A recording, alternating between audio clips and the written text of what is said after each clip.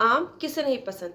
Pregnancy में आम खाने चाहिए, लेकिन आम खाने से रिलेटेड क्या बातें आपको पता होनी चाहिए जिससे कि आम का ज़्यादा फायदा आप ले पाओ। आम से फोड़े फुंसी, गैस, ब्लोटिंग या कोई साइड इफेक्ट्स आपको ना आए। आम प्रेगनेंसी में आप खा सकती हैं, लेकिन आम खाने से आपको कुछ साइड इफेक्ट्स होने के चांसेस हैं। साइड इफेक्ट्स तो नहीं कह सकते, लेकिन कुछ फीमेल्स को ब्लोटिंग की प्रॉब्लम, कुछ फीमेल्स को इंडाइजेशन की प्रॉब्लम हो सकती है। तो उसमें वो क्या गलतियां करते हैं, इस वीडियो में हम सब कुछ सीखेंगे। वीडियो को पूरा ध्यान से देखें।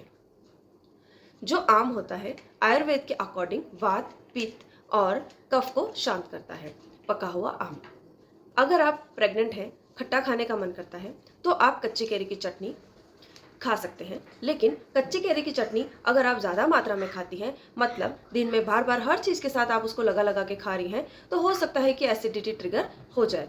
तो कच्ची केरी आप खाइए, लेकिन कच्चे फॉर्म में सीमित मात्रा में खाइए। अगर आप उसका आम पन्ना बना लेती हैं, केरी का पाना जो पकाकर बनाया जाता है, या फिर कच्ची केरी की लौंजियाँ प्रिपेयर कर सकती हैं, तो कुक फॉर्म में आ गया, तो आप उसे आराम से खा सकते हो। थोड़ी बहुत मात्रा, आप ज़्यादा भी खाएंगे तो वो साइड इफेक्ट नहीं होगा। लेकिन एकदम कच्ची केरी को आपको ज़्यादा नहीं खाना है।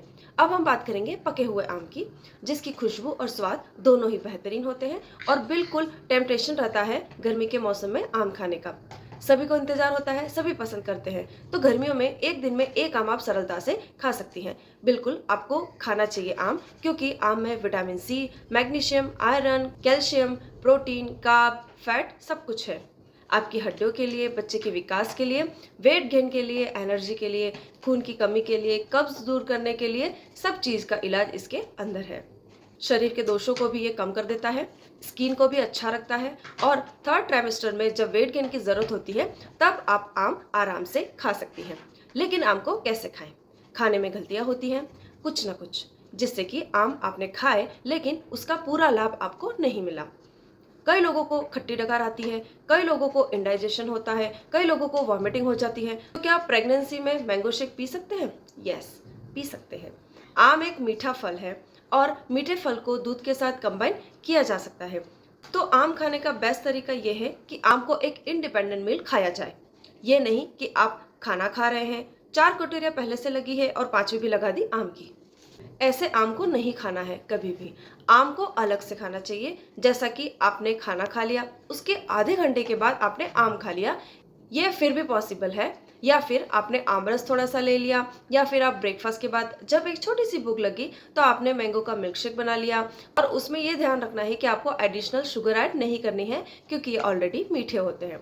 तो आप एक अलग मील के तौर पे आम को खा सकती हैं, तो ये ज़्यादा फायदा करता है।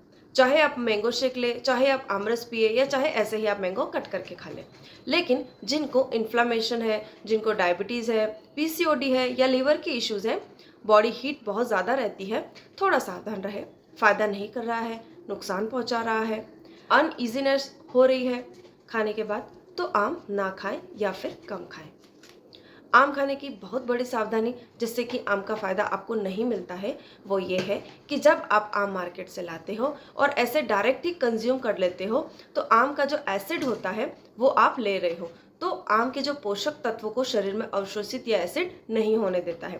तो जब भी आप आम को खरीद के लाते हैं, तो आप आम को 30 से 40 मिनट एटलीस्ट आम को पानी में भिगो के बाल्टी में या टब में डुबो के रख दें। उसके बाद में उसको कंज्यूम करें।